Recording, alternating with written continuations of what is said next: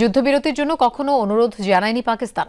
কাপুরুষের মতো হামলা চালিয়ে নিজেরাই আবারও মীমাংসার অনুরোধ জানিয়েছে ভারত, এমন দাবি পাকিস্তানের সামরিক মুখপাত্রের। অন্যদিকে অপারেশন সিন্দুর নিয়ে সফলতার দাবি করেছে নয়াদিল্লি। পাক সেনাদের বিরুদ্ধে যুদ্ধবিরতি লঙ্ঘনের অভিযোগ তুললেও তা অস্বীকার করেছে ইসলামাবাদ।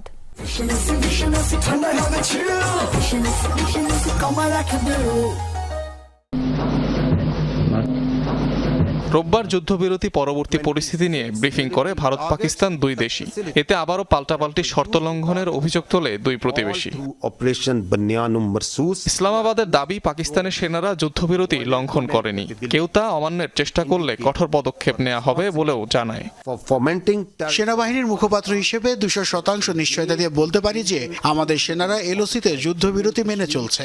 আমরা পেশাদারিত্বের সাথে কাজ করি এবং নিজেদের দেওয়া প্রতিশ্রুতি রক্ষায় সরকারের নির্দেশনা মেনে চলি। আমরা শান্তিপ্রিয়